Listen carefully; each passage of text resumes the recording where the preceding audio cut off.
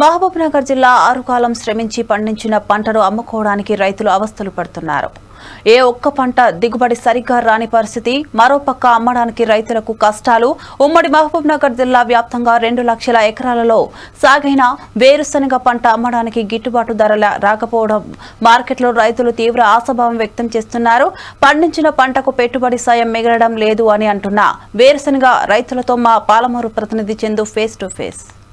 ఉమ్మడి మహబూబ్నగర్ జిల్లా వ్యాప్తంగా వేరుశెనగ మార్కెట్లకు పోటెత్తుతుందని చెప్పుకోవచ్చు. ఉమ్మడి మహబూబ్నగర్ జిల్లా వ్యాప్తంగా గద్వాల, అచ్చంపేట, నాగర్ కర్నూల్, జడ్చెల్ల, మహబూబ్నగర్ మార్కెట్లకు వేరుశెనగ రైతులు వేరుశెనగను తరలిస్తున్నారని చెప్పుకోవచ్చు. ప్రస్తుతం మనం మహబూబ్నగర్ జిల్లా కేంద్రంలో ఉన్నటువంటి మార్కెట్లో ఉన్నాం. అయితే ఆరుగాలం కష్టించి పండించిన పంటకు మద్దతు ధర రావడం లేదని చెప్పేసి రైతులు వాపోయిన పరిస్థితి అయితే కనబడుతుంది. గత సంవత్సరం 8,000 చిల్లర పోయినటువంటి వేరుశెనగ పంట ఈ సంవత్సరం కేవలం 5 నుండి 6,000 లోపలనే పోతుంది.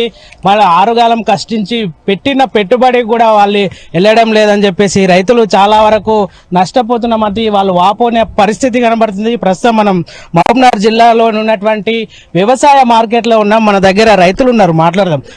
మంది రైతులు ఉన్నారు, మాట్లాడదాం. అమ్మ ఎక్కడి నుంచి వచ్చారు? మాదే లింగపల్లి.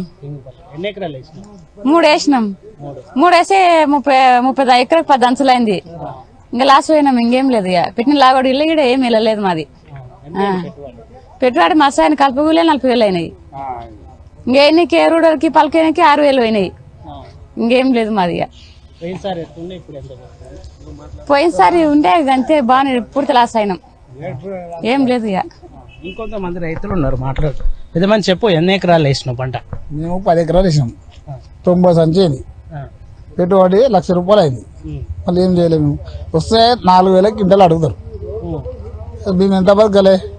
అడిగి ట్రాక్టర్కి 80 రూపాయలు ఇవ్వాలి, అల్లుటర్కి 1,500 ఇవ్వాలి, దునానికి 900 ఇవ్వాలి, మంద సంచికి 1,500 అంటారు. ఎక్కడి నుండి ఇవ్వాలి? ఇడికి వస్తేనేమో 4,000 క్వింటాలు 5,000 క్వింటాలు అంటారు. మళ్ళీ ఎవరు ఆదుకుంటారు మమ్మల్ని?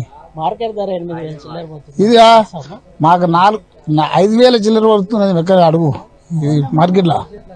నేను వేసుకొచ్చిన 2 లోళ్ళు వేసుకొస్తే గిట్ట 4,300 పోయింది. అంతకు ఎక్కువ పోయలేదు. ఇప్పుడు 5,000, 800 అంటే 8,000 అంటున్నావు కదా. 8,000 కాదు, మాకు 7,000 అమ్మింది. ఇప్పటిసారికి వేసినా. పోయినసారి వచ్చింది, ఈసారి లేదు. 7,000 వచ్చింది, ఈసారి లేదు కదా.